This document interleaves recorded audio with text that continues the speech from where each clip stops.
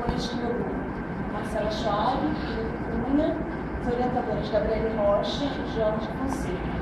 Queria agradecer desde já a banca, a Gabriele, a Fabiana e a Andréia, a todos os colegas, professores que ainda estão presentes e familiares. Obrigada. Nosso trabalho vai ser sobre a influência dos alimentos no processo de alterações comportamentais da criança com transtorno invasivo do desenvolvimento, mais especificamente no autismo.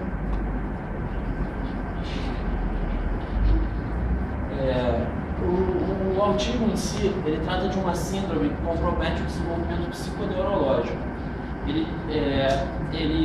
Os sintomas são apresentados antes dos 36 meses de idade, então por isso a importância da gente mostrar o autismo realmente na infância, e ele tem abrangência em 3 áreas: comunicação, interação social e repertório restrito e repetitivo do comportamento. Os objetivos do trabalho foram revisar as influências do alimento no processo, tá, que já foi supracitado pela Jaqueline, e especificamente a gente quis procurar os efeitos da caseína e das proteínas do glúten em todo o processo. Destacar elementos da dieta que pudessem agravar os sintomas e também sinalizar alimentos e suplementações que pudessem amenizar esses sintomas que a gente pode perceber na criança com autismo. Definir estratégias nutricionais, tá, utilizadas nas desordens autísticas. A metodologia foi então uma revisão bibliográfica, procurando artigos científicos, teses, livros especializados, entre outros meios, com esse tema que já foi dito também. A coleta de dados ocorreu no primeiro semestre de 2011, usando a ferramenta computacional como o Google Acadêmico, com base em Cielo, PubMed e Lilacs. Os idiomas pesquisados foram português, inglês, espanhol e italiano, os artigos dos últimos 6 anos, considerando também uma atualização da nossa revisão. As causas do autismo seriam principalmente influências genéticas, vírus, poluição, toxina, transtornos metabólicos, deficiências imunológicas. Essas seriam as prováveis causas do autismo.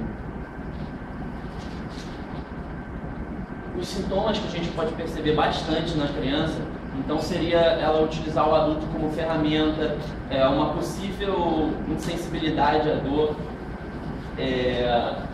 não ter contato visual, dificuldade de se relacionar com outras crianças, entre todos os outros processos que são ditos aqui.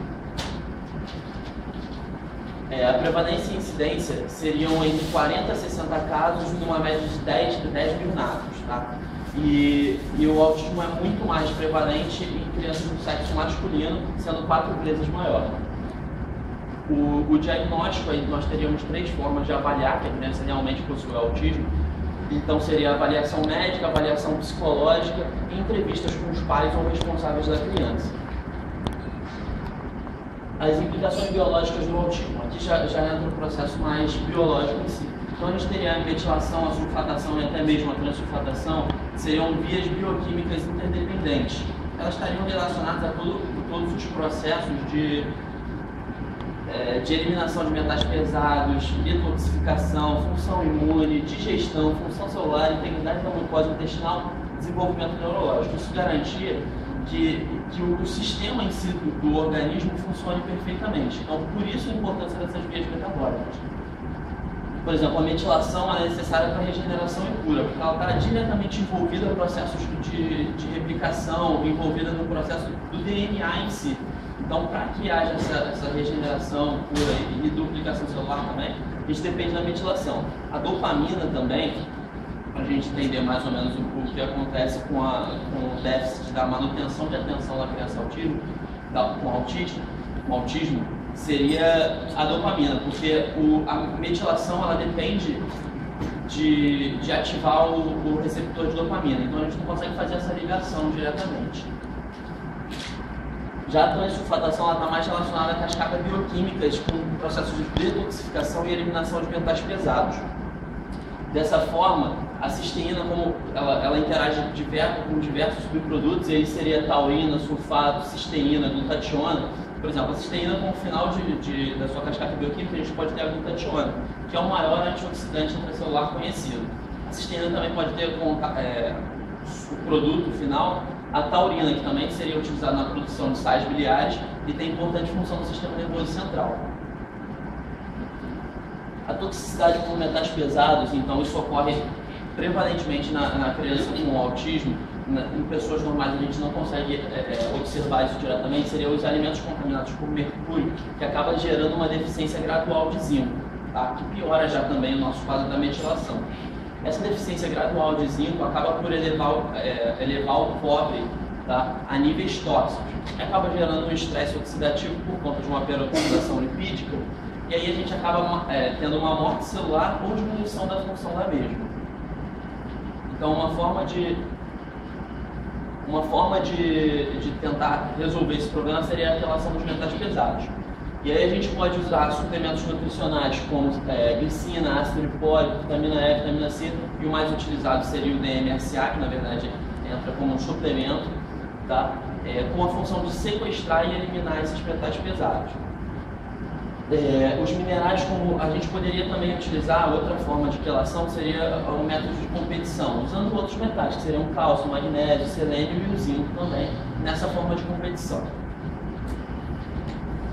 Bem, além desses problemas que o Felipe mencionou, as crianças, 50% das crianças com TEA também apresentam desequilíbrio gastrointestinais, alternando entre constipação e diarreia. Apresentam também baixos níveis de secretina, colecistofenina, ácido clorídrico, enzimas digestivas, ácidos graxos essenciais, vitaminas e minerais. Então, normalmente, o tratamento para isso seria suplementar esses itens baixos. Bem, a digestão, normalmente nas crianças autistas, ela está prejudicada. Porque, como ele mencionou, a baixa sulfatação, ela impede a ativação da gastrina. E essa gastrina vai afetar uma série de reações, como a liberação do HCl e da pepsina. O pH reduzido, se isso acontecer, deveria estimular a secretina para estimular o pâncreas e dar seguimento à digestão, o que não acontece corretamente na criança autista. Eles também apresentam muita disbiose, porque a microbiota intestinal deles nunca está equilibrada. Porque eles apresentam um crescimento exagerado das bactérias patogênicas e isso tumultua a função gastrointestinal e desequilibra todo esse sistema intestinal. A principal levedura que aparece na disbiose é a Candida albicans. Normalmente, eles justificam esse aparecimento da Cândida, essa proliferação, por causa do uso indiscriminado de antibiótico nas crianças. Essas leveduras secretam enzimas que desencadeiam todo um processo inflamatório, que contribui para as estereotipias do autismo. O tratamento normalmente é feito com nistatina, que é a droga mais comum, mas para nutrição, a gente tem visto que o uso do alho e do ácido caprílico são bem importantes, porque eles apresentam um poder antifúngico muito importante.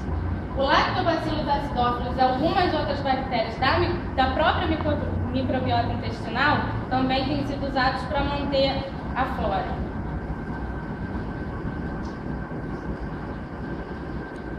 Eles apresentam alteração da hiperpermeabilidade intestinal, que é decorrente de toda aquela inflamação do intestino.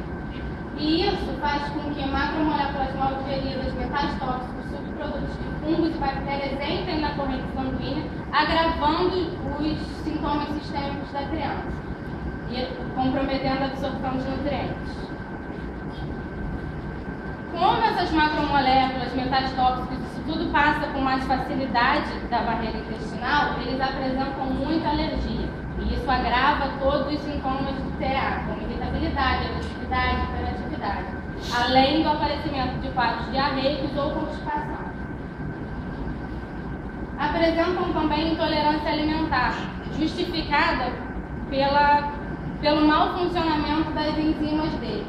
E acabam causando os mesmos sintomas da alergia, irritabilidade, agressividade.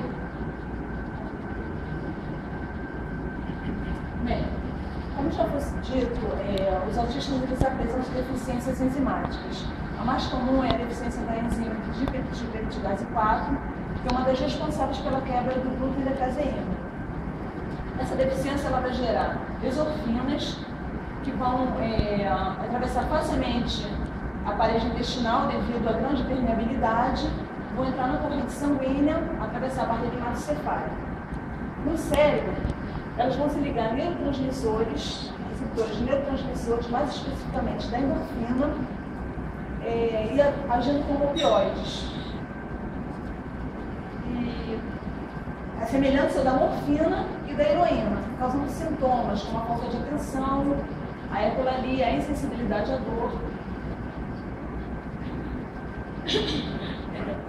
Como o autista ele apresenta alterações intestinais, né, também porque 70% do tecido linfóide se encontra no intestino, isso já é um grande prejuízo no sistema imune. E aqui vai favorecer uma diminuição da imunoglobulina A secretora, diminuindo assim a tolerância a antígenos e a bactérias.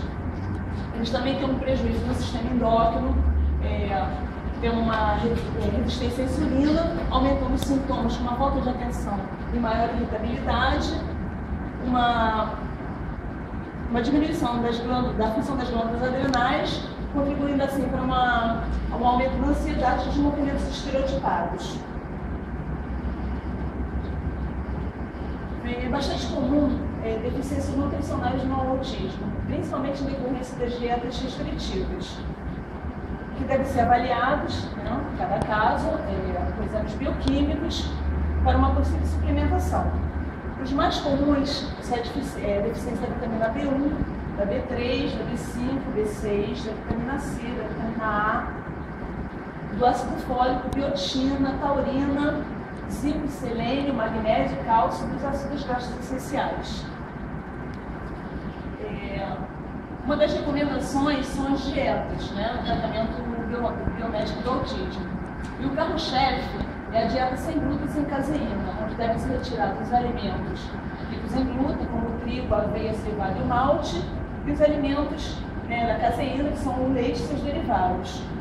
Às vezes, em alguns casos, são necessários associar outras dietas, como a dieta sem carboidrato, que são retirados carboidratos complexos, a dieta antifúngica, que auxilia no tratamento das leveduras, dieta pobre em fenóis, né, que são alguns alimentos, são como os aditivos alimentares, alguns alimentos naturais, que são chamados de salicilados, como a uva, o morango, a maçã, amêndoas e o mel. Dieta pobre em oxalatos, né, que eu posso citar aqui alguns alimentos como o espinafre, a beterraba, o chocolate.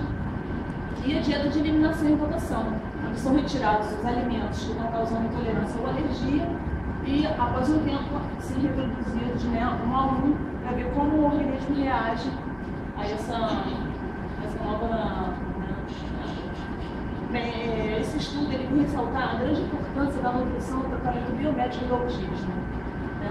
Embora os estudos não tenham comprovado uma eficiência das dietas, as pesquisas e as evidências empíricas vêm demonstrando uma grande melhora significativa nos comportamentos autísticos, principalmente na comunicação e na sociabilidade. O tratamento ele é complexo, deve ser individualizado a cada um e deve ser analisado, inclusive, com exames bioquímicos diversos, né, para